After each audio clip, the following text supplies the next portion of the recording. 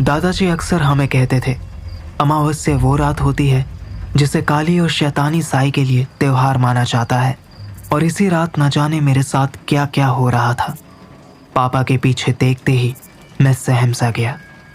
मैंने अपनी उंगली के इशारे से उन्हें कहा, पापा आपके पीछे। वहां वही औरत खड़ी थी जिसे मैंने सीढ़ियों पर देखा था। मेरी हालत देखकर पापा भी पीछे देखने के लिए डर रहे थे, लेकिन फिर भी जिस तरफ मेरी उंगली इशारा कर रही थी, पापा ने पीछे मुड़कर देखा, लेकिन उन्हें कोई नहीं दिखाई दिया। क्या मजाक है ये एकांश? कौन है वहां? पापा वही औरत खड़ी थी आपके पीछे। चुप हो जा, क्या बोल रहा है? और ये क्या हालत बना रखी है? जाके कपड़े बदल, नहीं तो जुकाम हो जाएगा। नहीं, मैं ऊपर नहीं जाऊंगा, मुझे सीढ़ी पर वही औरत दिखाई देगी। कैसी बहकी बहकी बातें कर रहा है ये लड़का? कौन आ गया इस घर में? मैं देखूं जरा। नहीं पापा, आप वहां मत चलिए, उसने मुझे धमकी भी दी। एकांश, मस्करी करना बंद करो, ये मैं आखिरी बार बोल रहा हूं। पापा मैं मजाक नहीं कर रहा हूं, आप मेरा यकीन क्यों नहीं कर रहे हो? जैसे कि कहते हैं, जब तक हमारे साथ कुछ बुरा ना हो तब तक हम दूसरों की चेतावनी और कहानी पर विश्वास नहीं करते हैं। ठीक उसी तरह पापा मेरे साथ सीढ़ियों तक आए तो, लेकिन उन्हें वहां कोई नहीं दिखा, जिसकी वजह से उनका गुस्सा और बढ़ गया। एकांश, क्या मिल रहा है तुझे मेरी नींद खराब करके? हाँ पापा मैं झूठ नहीं बोल रहा हूँ, वो औरत यही थी। जल्दी जाकर सो जा, वरना इसका अंजाम अच्छा नहीं होगा। बेटा, तूने जरूर कोई बुरा सपना देखा होगा। ये भूत वूत कुछ नहीं होता है। जाओ जाकर कपड़े बदलो और सो जाओ, चलो। पापा अपने आंखों को मलते हुए अपने कमरे की तरफ चले गए और दरवाजा बंद कर दिया।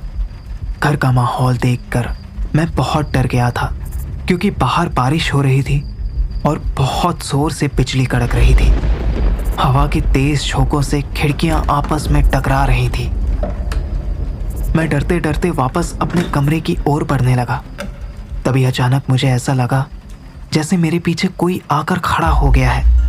मैं तुम्हें यहाँ से जाने नहीं दूंगी, तुम्हें मेरी मदद करनी होगी, वरना तुम मुझसे नहीं बच पाओगे। मैंने पीछे मुड़कर देखा तो वो औरत फिर से मेरे पीछे उसी जगह पर खड़ी थी।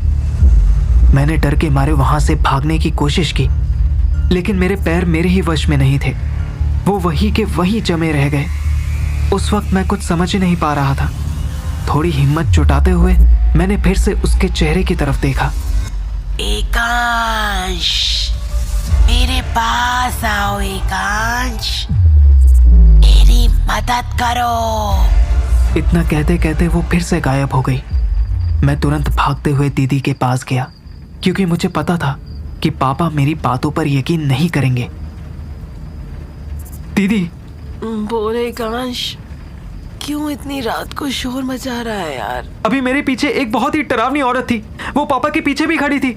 मैंने पापा को भी बताया, पर वो मेरी बात पर विश्वास ही नहीं कर रहे हैं। तूने मुझे ये बताने के लिए नींद से उठाया है? तभी अचानक दीदी के कमरे का फैन बंद हो गया।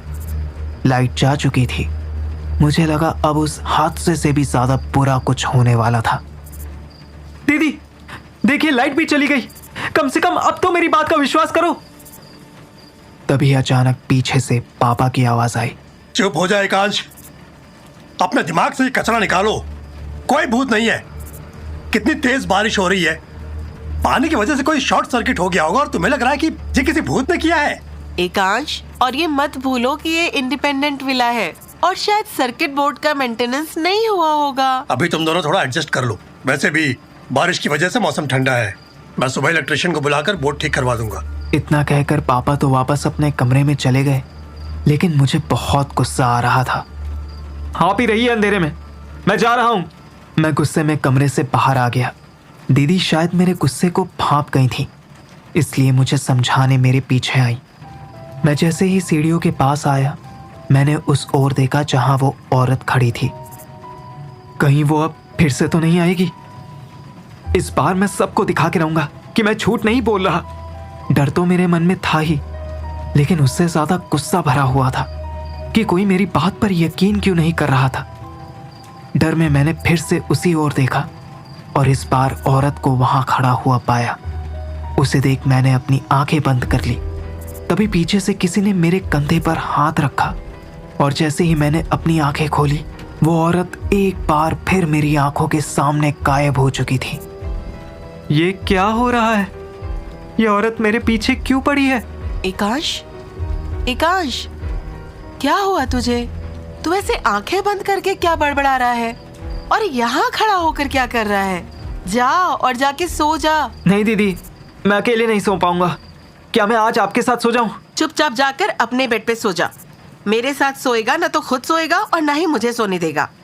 दीदी की डांट सुनकर मैं भागकर अपने कमरे में गया और सीधे बिस्तर पर लेट गया। अपने पूरे शरीर को चादर से ढक लिया और आंखें बंद कर ली। मैं डर की वजह से इतना कांप रहा था कि ठंड के मौसम में भी मेरा पूरा शरीर पसीने से तरबतर हो गया। और तभी मैंने देखा जानवी का फोन था। उस वक्त मैं उससे बात करने के हालत में बिल्कुल भी नहीं था। हेलो जानवी। एकांश, कहाँ रह गया तू? तो कब का निकल गया था ना? मैं वापस घर आ गया। मेरी तबीयत ठीक नहीं लग रही है। अगर कुछ ज़रूरी काम ना हो तो हम कल बात करें। ठीक है, तू अपना ध्यान रखना। जैसे ही कॉल कट हुआ, मुझे अचानक से एक भेड़िए की रोने की आवाज़ सुनाई दी, मानो जैसे कि वो बिल्कुल मेरे कान के बगल में आकर रो रहा हो। मेरे हाथ से फ़ोन छूटकर बेड पर गिर गया। लेकिन जैसे ही मैंने सोने के लिए अपनी आंखें बंद की, एक परछाई उड़ते हुए मेरी ओर आते हुए दिखी। मैंने चादर फेंकी और अपने कमरे से दौड़ते हुए बाहर निकल गया और भागते हुए किसी तरह घर के दरवाजे के पास पहुंचा। मैं पसीने से भीग चुका था और जोरों से हाँफ रहा था। मैंने विला से बाहर जाने की सोची ताकि थोड़ी देर के लिए मैं सुकून पा सकूं। लेकिन जब बाहर जाने के लिए दरवाज़ा खोलने की कोशिश की, वो खुला ही नहीं। मैं अब जोरों से दरवाज़ा खींचने लगा।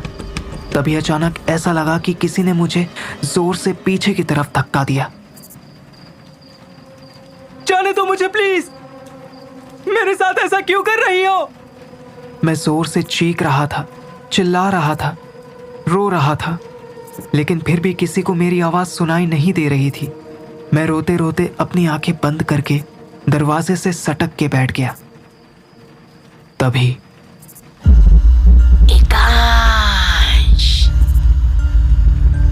एकांश, तुम यहाँ से नहीं जा सकते। आवाज सुनकर जैसे ही मैंने आंखें खोली, मैंने अपनी आंखों के सामने उसी औरत को देखा। उसकी आंखों में मुझे मेरी मौत दिख रही थी और वो देखकर मैं डर कर वहीं पे होश हो गया।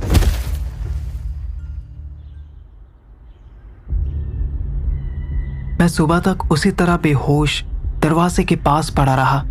जब पापा अपने कमरे से बाहर निकले, उनकी नजर मेरी तरफ गई। वो झट से भागे। एकांश, एकांश, क्या हुआ? अरे तुम यहाँ क्यों सो रहे हो?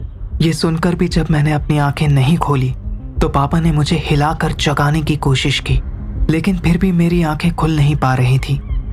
पापा डर गए। उन्होंने मम्मी को आवाज लगाई, शर्वणी, अरे जल्दी से पानी लेकर आओ।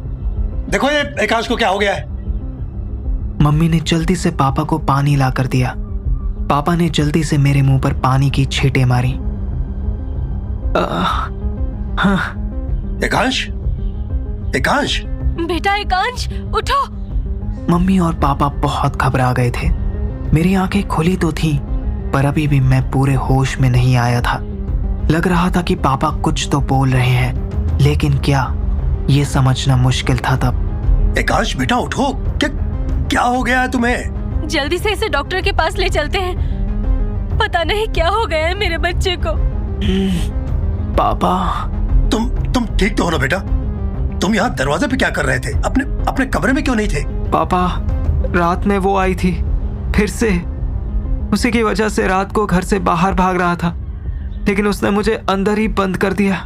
एकांश, मैं डॉक्टर को बुलाता हूँ। पापा, मैं अब इस घर में नहीं रह सकता।